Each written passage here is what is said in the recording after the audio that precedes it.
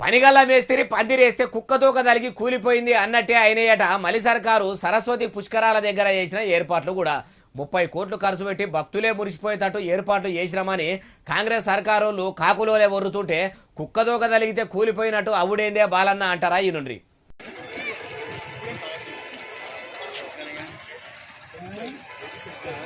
అగో చూసినరా, సరస్వతి పుష్కరాలకు వచ్చే భక్తులకు ఏర్పాట్లు చేసిన పెద్ద పెద్ద స్వాగత తోరణాలు ఎక్కడ పడిపోయినాయి. పుష్కరాల కాడ పోలీసుల కోసం చేసిన టెంట్లు, గోదావరి నది కాడ చేసిన ఏర్పాట్లు అన్నీ కూడా ఆగమాగం జగన్నాథం అన్నట్టే ఉన్నాయి కదా. ఉదకు పుష్కరాలకు సక్క పబ్లిక్ వస్తలేరు అనుకున్నట్టు జాతర అయితలేదని అనుకుంటుంటే ఇప్పుడు గాలి దుమారంతో మొత్తం గాయ అయిపోయిందట. అయ్యా సీఎం రేవంత్ సారు ఎన్నికల ముంగడ ఇచ్చిన 6 గ్యారెంటీలు అమలు చేయండి సార్ అంటే సర్కారు దగ్గర రూపాయి లేదు, చిప్ప చేతుల పట్టుకొని అడుక్కోవాల్సిన కర్మ పట్టింది. నన్ను కోసినా కూడా రూపాయి వెళ్ళది, అప్పు అడిగితే రూపాయి ఉడతలేదని చెప్పుకుంటేనే ఇట్లా 1000 కోట్లతోని అటు అందాల బామల పోటీలు, ఇటు పుష్కరాల ఏర్పాట్లు చేస్తారు.